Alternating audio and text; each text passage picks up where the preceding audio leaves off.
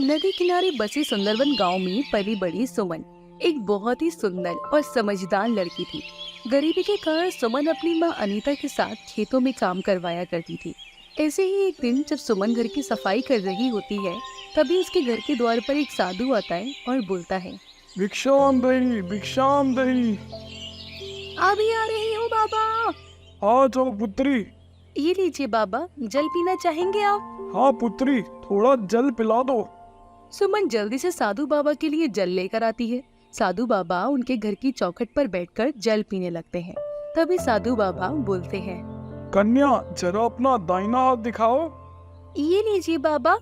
साधु बाबा सुमन की हथेली को बड़े ही गौर से देखते हैं और बोलते हैं, पुत्री तेरा विवाहित जीवन बड़ी ही कठिनाइयों से भरा होगा। सुख तो होगा लेकिन बस कुछ वक्त तक ही होगा। और पुत्री तेरे भाग में 2 शादियों का योग लिखा है। आने वाला जीवन बड़ा ही चुनौती वाला है तेरा। आप ये क्या कह रही हैं बाबा? 2 विवाह? मुझ गरीब का एक विवाह हो जाए यही बहुत है। आप 2 विवाह के बारे में बात कर रही हैं। ऐसा भाग्य क्यों बना रही है मेरा? मैं तेरा भाग्य नहीं बना रहा, तेरा भाग्य तो खुद परमात्मा ने बनाया है। मैं तो बस तुझे संकेत दे रहा हूँ। भाग्य का लिखा कोई नहीं बदल सकता। तेरे हाथ की लकीरों में जो संजोग लिखे हैं, मैं तो बस वही बता रहा हूँ। इतना कहकर साधु बाबा चले जाते हैं। शाम को जब सुमन की माँ घर आती है, तभी सुमन उन्हें साधु बाबा की कही हुई सारी बातें बताती है, जिस पर अनीता बोलती है, अरे बेटा तू क्या एक साधु बाबा की बातों में आ रही है? हमारा भाग्य हमारे कर्मों पर निर्भर करता है। और अभी तेरी शादी भी नहीं हुई है, तो फिर शादी के बाद की भविष्यवाणी कोई कैसे कर सकता है? अरे तू ज्यादा सोच मत, ध्यान लगाकर बस अपना काम किया कर बेटा। अपनी माँ के समझाने पर सुमन बाबा की कही हुई बातों को भूल जाती है। कुछ वक्त बाद ही सुमन की सुंदरता को देखते हुए गांव के जमींदार का लड़का राजीव सुमन को पसंद करने लगता है और उससे शादी करने की इच्छा जताता है। जमींदार जी सुमन की शादी अपने बेटे से कर देते हैं। शादी के बाद सुमन एक अच्छा विवाहित जीवन जी रही होती है और एक दिन वो बैठे बैठे खुद से बोलती है, सब कुछ तो इतना अच्छा चल रहा है, मेरा पति कितना अच्छा है, ससुराल वाले कितने अमीर है। अब मेरी माँ के हालात भी थोड़े मेरी मदद करने की वजह से सुधर गए हैं। और वो साधु बाबा कितना झूठ बोल रहे थे, मेरा भाग्य तो शादी के बाद ही चमक गया है। कह रहे थे कि मुझे कष्ट होगा, पर मैं तो राजयोग भोग रही हूँ। ऐसे ही वक्त गुजरता जाता है। जमींदार की मृत्यु हो जाती है, जिसके बाद जमींदार का बेटा अपने असली रंग दिखाना शुरू कर देता है और वो सुमन को आए दिन दारू पीकर मारना पीटना शुरू कर देता है। राजीव को जुआ खेलने की भी बुरी आदत थी, जिसके चलते वह अपना घर और जमीन सब कुछ बेच देता है। देखते ही देखते सुमन का हंसता खेलता जीवन एकदम बर्बाद हो जाता है। इस बीच पता चलता है कि वो गर्भवती है।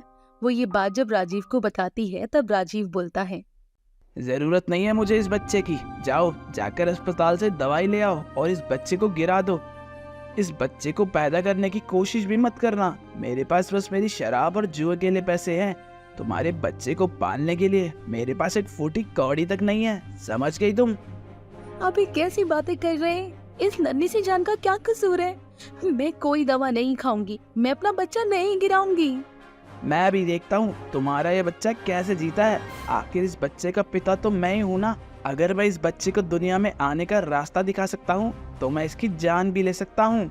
इतना कहकर राजीव सुमन को जमीन पर जोर से धक्का देता है और वो अपने पैरों से उसके पेट पर खूब वार करता है, जिस वजह से सुमन का मिसकैरेज हो जाता है और वह अपना बच्चा खो देती है। बच्चे के गम से सुमन अभी उभरी भी नहीं थी कि तभी जरूरत से ज्यादा शराब पीने की वजह से राजीव की तबीयत बहुत खराब हो जाती है और उसे सरकारी अस्पताल में भर्ती करवाया जाता है, जहां डॉक्टर सुमन से बोलती है, सुमन जी, आपके पति की दोनों किडनियां फेल हो गई हैं। हमें जल्दी उनका ऑपरेशन करना होगा और ऑपरेशन के लिए पूरे 5 लाख रुपए की जरूरत है। आप जल्दी से जल्दी पैसों का इंतजाम कर दीजिए, वरना आपके पति की जान को बचाना हमारे लिए मुमकिन नहीं हो पाएगा। नहीं नहीं डॉक्टर साहब, आप मेरे पति को कुछ मत होने दीजिए, मैं पैसों का इंतजाम करूंगी, आप ऑपरेशन की तैयारी कीजिए। रोती हुई परेशान सुमन अपनी माँ के पास जाती है और उसे राजीव के बारे में सब कुछ बताती है। अपनी बेटी की परेशानी सुनकर अनीता के पैरों तले जमीन खिसक जाती है। दोनों माँ बेटी घर घर जाकर मदद मांगने की कोशिश करते हैं, लेकिन कोई भी उनकी मदद नहीं करता। थोड़े बहुत पैसे लेकर जब तक अनीता और सुमन अस्पताल पहुंचती हैं, तब तक राजीव अपना दम तोड़ चुका होता है। तभी सुमन राजीव की लाश पर रोते हुए बोलती है, मैंने कभी नहीं सोचा था कि मेरे जीवन का सुख कितने गहरे अंधेरे में बदल जाएगा। आखिर मेरे भाग्य में यही सब होना लिखा था क्या? अनीता सुमन को हौसला देती है, जिसके बाद दोनों माँ बेटी मिलकर राजीव का अंतिम संस्कार करती हैं। वक्त गुजरता चला जाता है। बड़ी जवानी में सुमन की विधवा हो जाने से अनीता की परेशानी और ज्यादा बढ़ जाती है। और ऐसे ही एक दिन अनीता सुमन से बोलती है, अरे बेटा, इतना बड़ा जीवन तू अकेले कैसे काटेगी? अब मुझे लगता है कि तुझे दूसरी शादी कर लेनी चाहिए ताकि तुझे कोई सहारा मिल जाए। अरे बेटा, मुझ बूढ़ी का क्या भरोसा, कितने दिन जिंदा रहूं? माँ, अब मुझसे शादी कौन करेगा? कोई भी एक विधवा को अपनी सुहागन नहीं बनाना चाहेगा। मेरे जीवन में अब कभी खुशी नहीं आ सकती। आपको याद है ना, साधु ने क्या कहा था? मेरा विवाह जीवन कठिनाइयों से भरा हुआ होगा। और उनकी बात कही सच हो गई। मेरा जीवन क्या से क्या हो गया।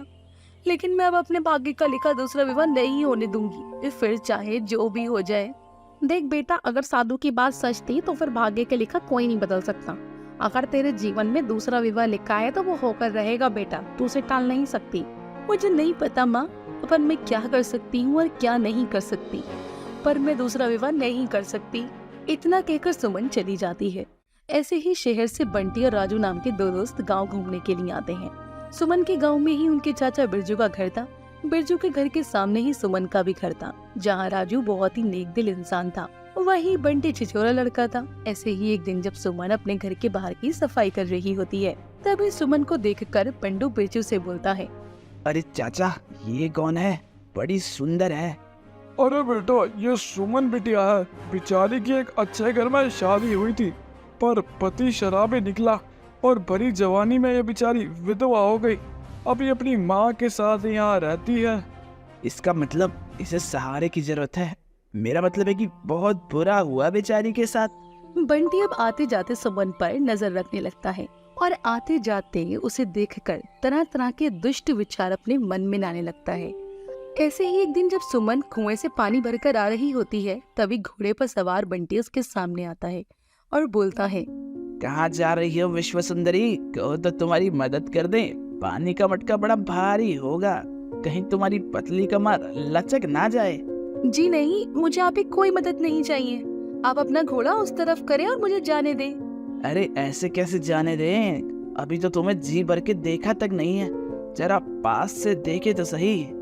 मुझे हाथ लगाने की कोशिश भी मत करना, वरना सारे गांव में शोर मचा दूंगी। अरे ऐसे कैसे शोर मचा दोगी? शोर मचाने का मौका दूंगा तब ना। इतना कहकर बंटी फटाफट से अपनी जेब से एक दवाई निकालता है और उसे रुमाल में डालकर सुमन को सुंघा देता है। सुमन वहीं बेहोश हो जाती है और उसका पानी का मटका वहीं गिर जाता है। जिसके बाद बंटी सुमन को घोड़े पर लाद कर एक पुरानी झोपड़पट्टी में ले जाता है और उसे जमीन पर लिटाता है और उसे देखते हुए बोलता है, आज तो तेरे हुस्न का मजा मैं लेकर रहूंगा। अब कैसे बचकर जाएगी? जब तू होश में आएगी इतने में तो मेरा सारा काम हो चुका होगा। इतना कहकर बंटी जैसे ही सुमन के पास जाने लगता है, तभी वहाँ पर राजू आ जाता है और बंटी को धक्का देकर साइड करता है। तभी गांव के लोग शोर की आवाज सुनकर उसे झोपड़पट्टी के पास आ जाते हैं। बंटी मौका देखकर भाग जाता है और सभी गांव वाले राजू को गलत समझ लेते हैं और उसे जलील करते हुए बोलते हैं, इस शहरी बाबू ने हमारे गांव की लड़की की इज्जत लूटने की कोशिश करी है। गांव वालों, इसकी बोटी बोटी करके कुत्तों को डाल दो, यही इसके लिए पाप की सजा है। नहीं, मैंने कुछ नहीं किया। सच में मेरा यकीन कीजिए, मैंने कुछ नहीं किया है। यकीन क्या करना है, सब कुछ हमारी आंखों के सामने है। भीड़ से निकलकर अनीता सुमन के पास आती है और उस पर पानी छिड़ककर उसे होश में लाती है। वही जमा हुई भीड़ राजू को मारना पीटना शुरू कर देती है। तभी सुमन बाहर जाती है और चिल्लाकर बोलती है, रुक जाइए, इन्होंने कुछ नहीं किया है। इन्होंने तो मेरी जान बचाई है। असली गुनहगार तो बंटी है, जो यहाँ से मौका देखकर भाग गया। सजा उसे मिलनी चाहिए, वही मुझे यहाँ लेकर आया है। सुमन की गवाही के बाद गांव वाले फटाफट से बंटी को ढूंढने निकलते हैं और उसे खूब मारते हैं और फिर उसे पुलिस के हवाले कर देते हैं। अपने साथ हुए इस हादसे के बाद सुमन बुरे तरीके से टूट जाती है और आत्महत्या करने के लिए कुएं के पास जाती है। वो जैसे ही कुएं में कूदने वाली होती है, तभी राजू उसका हाथ पकड़ लेता है और बोलता है, रुक जाइए सुमन जी, ऐसा मत कीजिए। मैं जानता हूँ आपके साथ गलत हुआ, लेकिन इसका मतलब यह नहीं कि आप अपनी जिंदगी से हार मान जाए। आप एक बहुत अच्छी लड़की हैं और बहुत पवित्र भी हैं। मैं और सभी गांव वाले आपके साथ हैं और मैं चाहता हूँ कि मैं आपसे विवाह करके आपके जीवन में फिर से खुशियाँ भर दूँ। राजू की बातें सुनकर सुमन रोते हुए उसे गले से लग जाती है, जिसके बाद सभी गांव वाले खुशी खुशी राजू की शादी सुमन से करवाते हैं। और विदाई के वक्त सुमन अपनी माँ के गले लगते हुए बोलती है, किसी ने सच कहा है माँ, कोई भी अपने भाग्य को लिखा नहीं बदल सकता। मेरे जीवन में सुख भी आया, दुख भी आया, कष्ट भी आया और मेरा दूसरा विवाह भी हो गया। उस साधु बाबा की कई एक बात सच हो गई माँ। भाग्य से बड़ा कुछ नहीं होता, भाग्य विधाता ही सबसे बड़ा होता है माँ। इतना कहकर सुमन राजू के संग विदा होकर शहर चली जाती है और दोनों खुशी खुशी अपना जीवन